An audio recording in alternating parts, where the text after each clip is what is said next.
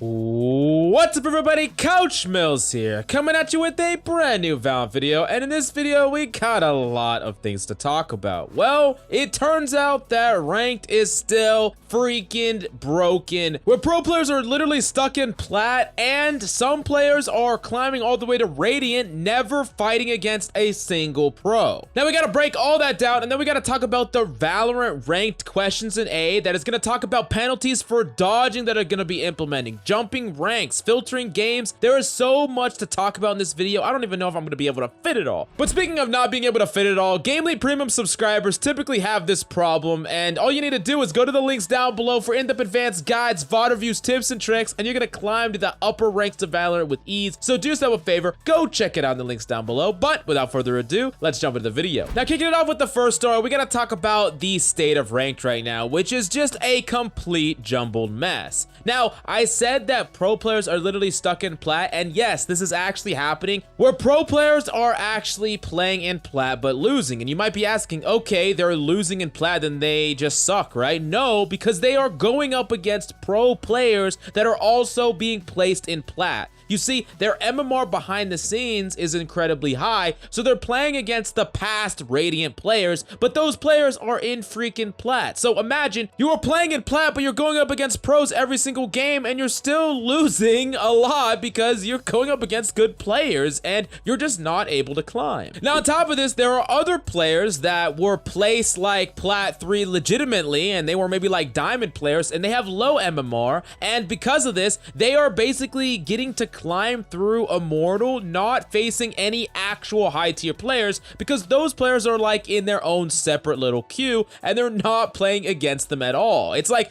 putting them in like a little tiny box where the actual high level players are stuck in the plat 3 little box, not being the actual litmus test to actually climb to Radiant. And as such, you're seeing a whole bunch of people that have never even gotten close to Radiant before climb to Radiant, while pro players are literally being stuck in plat. Now, you don't have to take my word for it. Let's read some of the tweets from some top level players right now. Bram says, please, if you want to reset ranks, also reset elo, because players with high elo won't find any games and will get stuck plat 3 until the end of the season. Makes no sense to have an elo that has no affiliation with your rank. I actually want to grind and stream the game, please. And another pro Valorant player responded stating, I'm actually hard stuck plat freaking 3. Now, I really wish this was all that was bad, but it's just getting started because some pros like Tens actually just can't get into any games. Because of the actually uncapped MMR, his MMR is so astronomically high that they can't really find anyone to place him with that is supposed to be in his rank, and he just can't actually get through the freaking placements. And the thing is, when a player like Tens is not in the pool, or a lot of top pros, who are the actual Immortal players trying to get Radiant even going up against if it's not them? Basically, you've created this pool of artificial plat players that are really actually way better, and then real plat players, and you're creating an artificial grind. Now, that's not to say that the rank system won't work itself out. Right now, there is just what I would call a traffic jam, where yes, if you are actually going to win your games, you should gain more than you lose, but it's creating a really like bad random grind for these pro players that have to play again and again and again through really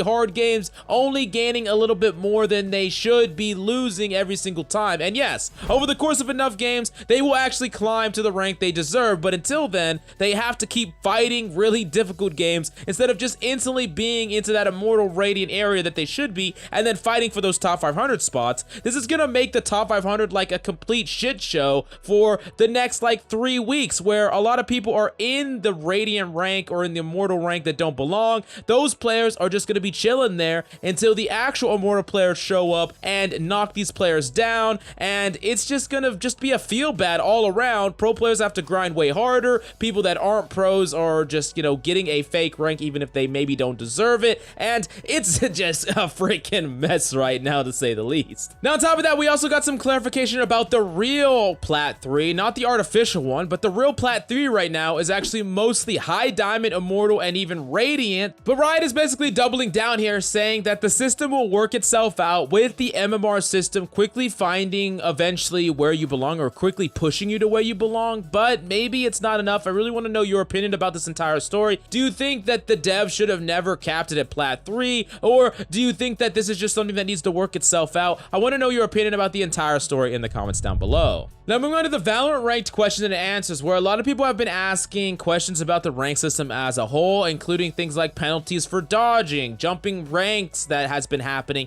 or potentially filtering out things like quick play games and things like that from competitive games, and we have answers for every single one of those questions. Now first off, we gotta talk about a response from one of the Riot devs that said this and really specifically told us something interesting about penalties for character select dodging. He said this: with the new rank system, we are going to be issuing AFK rank rating penalties at the end of a match to dissuade folks from bailing in the middle of a game. We've also modified our system since launch so that players who do stick around and play out matches will be affected less by a match outcome when a player was AFK.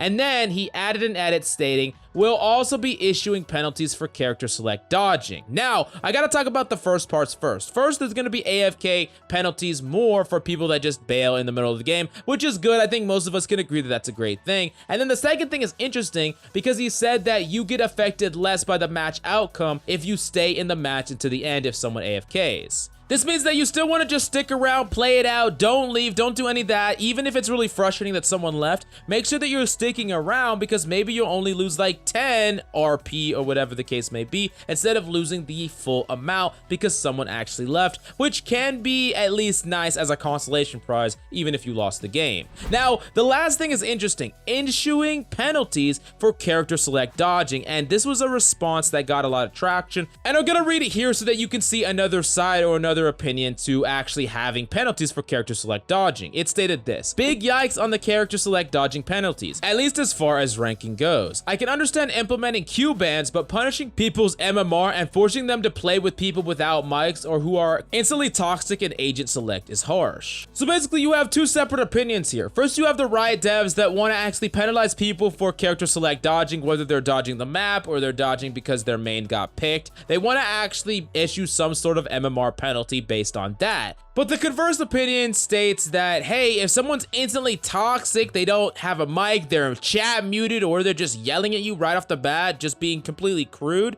then why can't we dodge them without penalty? And you know, I can honestly see that side of it too. Now, it gets in this really weird situation where players are just like always dodging matches, and one time I was playing in the middle of the night and I just got dodge after dodge after dodge, and it's just like, okay, whatever, I'm just gonna freaking leave now because I got Icebox, I didn't really want to play Icebox, and then I got Haven, which I liked, I got Ascent, which I liked, I got Bind, which I liked, and then I got back on Icebox and the game actually started. I just freaking, it was just tilting to say the least. Now that being said, while I understand both of the sides, I really want to know what you think about it. Do you think that there should be no penalties for dodging, or maybe just light penalties like a Q-based penalty? I really want to know your opinion in the comments down below. And do you think there needs to be something else added, like maybe like an accept game button for when you find a game so it doesn't just throw you in randomly? Now, the next thing that the Riot devs want to clarify is someone asked what happened because they got a match MVP in Silver and they were in Silver 1 at 90 to 100, and then they jumped all the way to Silver 3 at 29 to 100,